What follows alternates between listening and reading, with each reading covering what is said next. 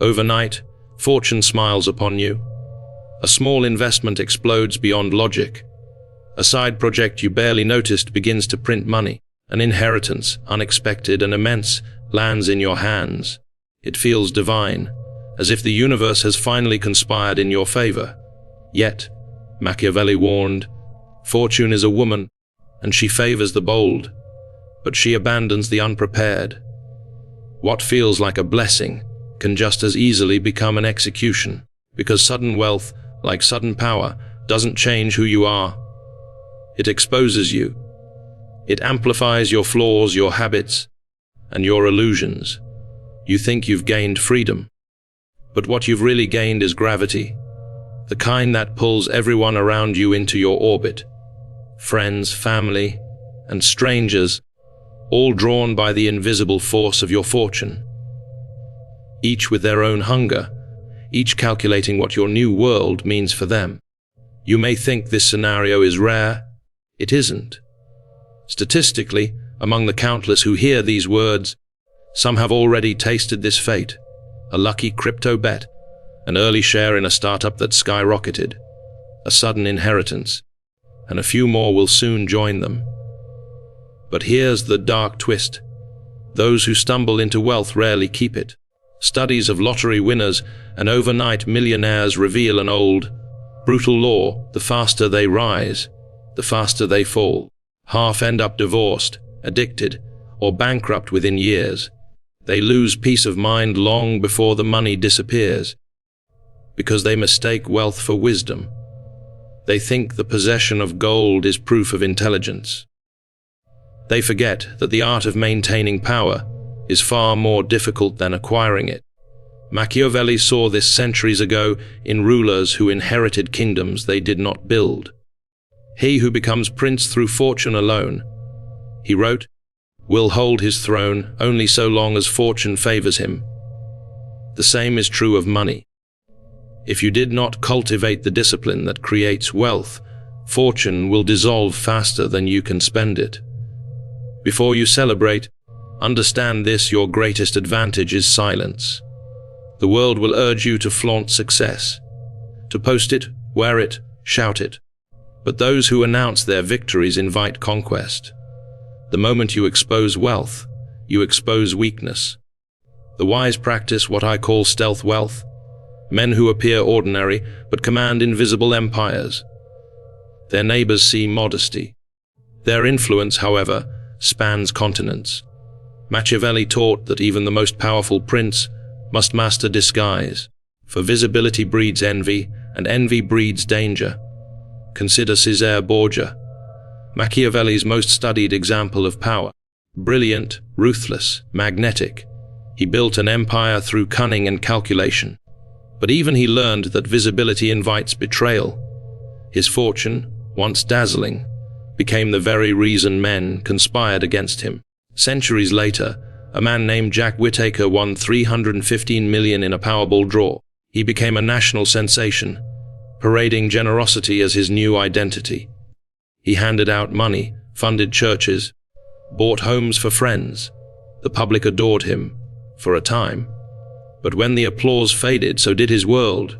His wife left him, his friends vanished, his granddaughter drowned in luxury and vice, dead from an overdose. Years later, he confessed, "I wish I'd torn up that ticket." That confession could have come straight from the prince. The first rule of sudden wealth is the same as the first rule of surviving power: conceal it. If fortune grants you gold, act as though she hasn't. Not because humility is moral, but because secrecy is survival. In an age of visibility, anonymity is armor. You may think you can manage attention. You can't.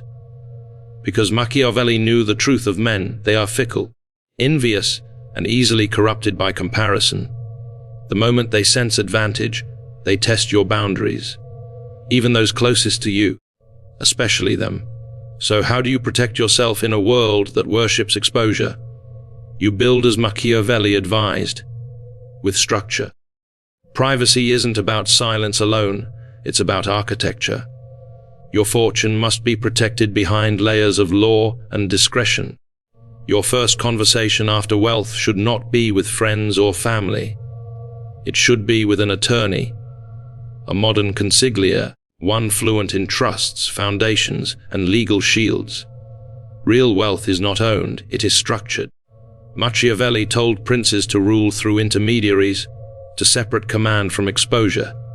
In your world, that means layers, holding companies, trusts and silent partnerships that guard your name.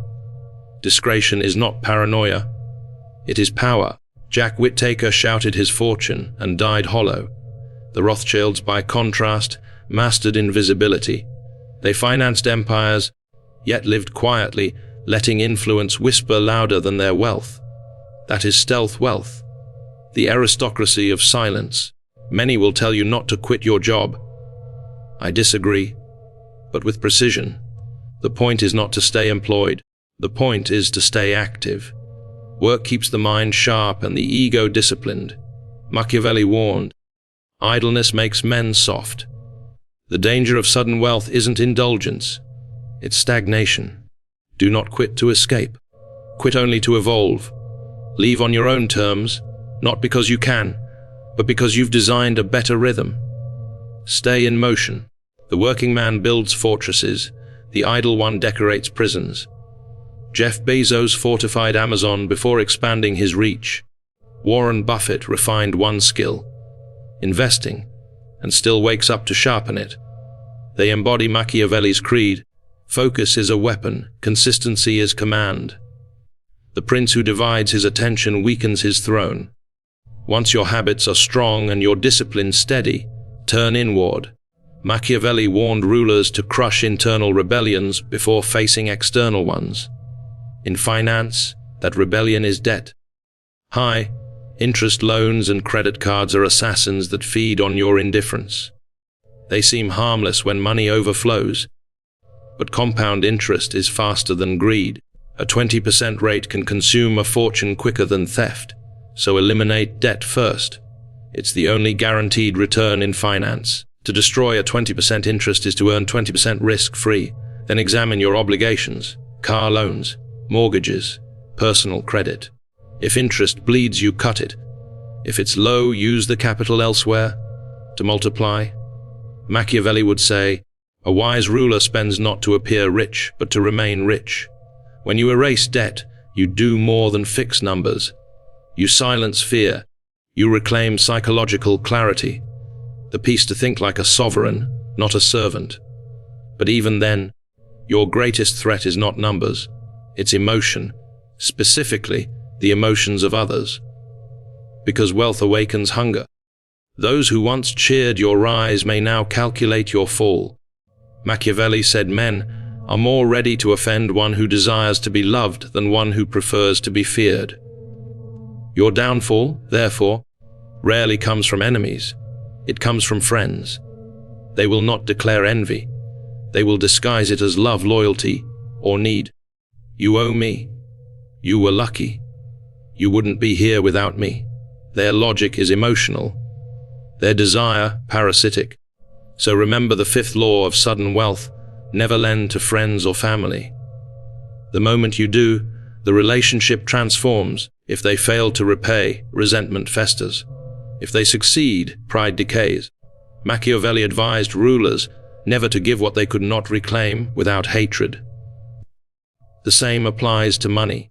If someone truly needs help, help once. Call it a gift, not a loan. But attach one rule: they may never ask again. It resets the power dynamic. You remain generous, but sovereign. As Machiavelli wrote, it is better to inflict one harm than to let it linger daily. Draw your lines clearly. Compassion, not compliance. Many athletes and entertainers lose fortunes not through vice, but through generosity. They bankroll entire families, carry dozens of dependents, and drown under invisible guilt. Mike Tyson earned over $300 million and declared bankruptcy. His fortune wasn't stolen. It was consumed by the hands that fed on it. Wealth exposes the truth. Who values you and who values what you provide. Machiavelli would not call this cruelty. He would call it realism. People are loyal only as long as it serves them. Your survival depends not on their affection, but on your boundaries. To preserve fortune, you must sometimes appear cold. But control without warmth becomes tyranny, and warmth without control becomes ruin. Be like the sun, warm from a distance, untouchable up close. Next comes the battlefield where most men died spending. Never consume your principle, only your yield. The rich who stay rich treat money like fertile soil. They harvest, but never exhaust it. The poor who get rich treat it like firewood, burning through their foundation for warmth. Your capital is your kingdom. Protect it. Live off its borders, never its heart. Machiavelli urged rulers to maintain reserves, for fortune turns and ruin comes to those unprepared. Calculate your freedom. If your ideal life costs 200,000 per year, you must protect at least $5 million. The yield sustains you, the principle endures. Even if you haven't reached that number, think like a ruler. Every financial decision is either sovereignty or surrender. Every dollar that grows buys time, silence, and control. The purpose of wealth is not luxury, it's leverage. And once your foundation stands firm, the next question is, how do you make it multiply without losing your peace? Machiavelli warned that a ruler must not depend on fortune's favor, but on structure. Systems outlive luck. Systems turn chaos into control. Investing, therefore, is governance. Your money is your army. Each dollar a soldier. Deploy them not as gamblers, but as generals. Divide your wealth as a prince divides his forces, a strong army of equities, broad, diversified, compounding over time, a steady corpse of bonds, slow defensive, stabilizing chaos, a foundation of land, tangible, productive, real, a small vanguard of speculation, assets like Bitcoin or emerging ventures, bold but contained, and a treasury of cash, liquid reserves, your emergency army. A prince with liquidity never panics. He waits for others to collapse and buys their ruins at a discount. Even a modest reserve earning 4% becomes silent income. Combine these forces and you build a fortress that feeds itself, a kingdom that earns while you sleep. The Renaissance bankers, the Medici, mastered this law. They financed wars, survived revolutions, and shaped history, not because they chased fortune, but because they designed systems to tame her. So must you. Think in decades, not days. Build not for excitement, but for endurance. The goal is not to look rich. The goal is to be unshakable. And when your fortress stands, indulge but wisely. Set aside a fraction for joy. Buy what strengthens your identity, not what signals your status. Machiavelli valued appearances only when they served power. A tasteful indulgence reinforces command. Reckless luxury erodes it. Real wealth is waking each morning and deciding what to do with your time, not proving it to others. When your fortune serves you quietly, you have reached the highest form of power, autonomy. Finally, when your fortress is secured, look beyond yourself. The ultimate purpose of wealth is not excess. It is legacy. Invest in ideas, in people, in causes that will outlive you. Let your fortune be not a monument, but a philosophy, proof that power, when guided by wisdom, becomes virtue. Because Machiavelli never glorified greed, he glorified clarity, and clarity reveals this: wealth is not noise, it is silence. It is not luxury, it is leverage. It is not the crown you wear, but the fortress you build.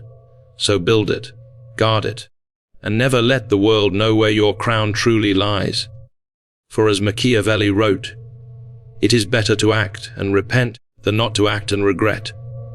But act with foresight, build your fortress, guard it with silence, and rule unseen.